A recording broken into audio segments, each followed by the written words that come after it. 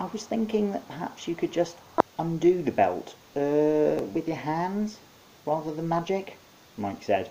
Ha ha ha, said one of the witches. She had a blue tinge to her face. Not use magic, said another witch, who had a face that looked a bit like an artichoke. What an idea. I, for one, said the third witch, who had a purply tinge to her skin, am not touching that with my hands. Disgusting, said the artichoke witch. With that, they all turned on their heels and walked out. Oi! Shouted Mike at their pointy-hatted backs. Please help me. Artichoke witch turned back. Oh well, if you ask nicely, she said, and waved her wand. There was a flash of light that left Mike blinking for a few seconds. When his vision cleared, there was no sign of the witches, nor of his belt, nor of his trousers. He panicked and had a quick check of his bits and bobs.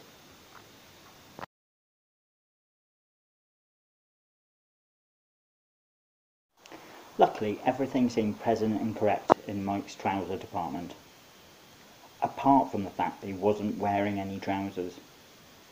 Luckily, the spell had left him with his underwear, so he wasn't as embarrassed as he could have been as he stuck his head out of the door. He did not seem to be in the attic anymore. In fact, he seemed to be in some kind of museum. He walked out and looked at the nearest display. It was about space travel. Space tourism, in fact. How the first African in space, a South African billionaire apparently, had paid to go to the International Space Station. He moved on to the next display unit. This one was about knitting. Strange.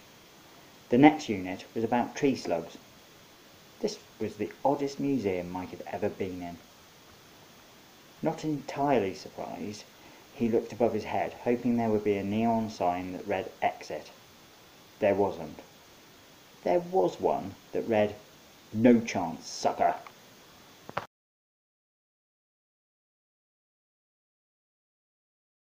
Mike stared at the sign. Could the museum read his mind? Did it know what he wanted and was telling him it wasn't going to happen? Can museums be that cruel? What was he thinking? Of course they can. He had choices again. Perhaps the museum was double bluffing. If he followed the signs, he might find his way out. Or, given the day he was having, this was the more likely scenario, he would find himself in a bigger pile of shit than he was right now. Perhaps he could look around whilst he was thinking about it. Might even be a display with a pair of trousers he could borrow. He walked to the next display unit. There seemed to be a small piece of paper stuck on a fridge. Mike looked closer. In fact, it was an envelope, torn around the edges, and on the back of the envelope was a grocery list. The shopper really got through a lot of beer, wine and chocolate by the look of things. And then something struck him.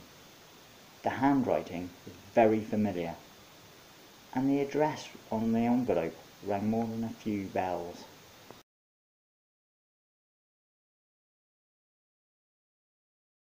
The envelope with the grocery list scrawled on it was his, and come to think of it, so was the fridge.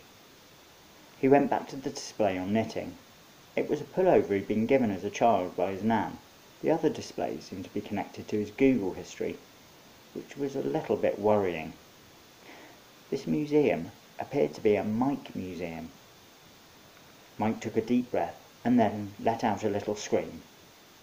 No, he didn't feel any better. He decided he needed to get the fuck out of here, and that meant taking a chance on the door with a No Chance Sucker sign swinging above it. He put his hand on the doorknob and twisted it. Alarm bells started ringing, lights flashing, and from somewhere he heard the heavy stomping of feet. Out of nowhere he was suddenly surrounded by what looked suspiciously like military personnel, all armed with very big guns. "Hands up, sucker!" one of them shouted in his face. "Now, which display did you escape from?"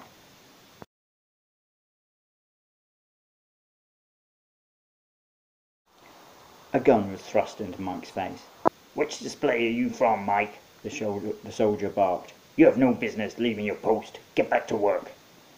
Mike just stared open-mouthed. First, he wasn't used to having a gun shoved in his face, and secondly, he hadn't quite got his head around the Museum of Mike concept. He said. Nothing, Mike, the soldier barked. Now come on, march, and he pushed Mike with the gun. Mike just stood there. Actually, he said, I was wondering if you wouldn't mind awfully just showing me the way out. The soldier stared back at him, and then smiled. Of course, he said, clapping Mike on the back. Would you like me to bake you a cake too? The type with the frosting on the top? Mike smiled and nodded. That sounded nice. Well, the soldier said, that ain't gonna happen, you big sucker. Now move your ass.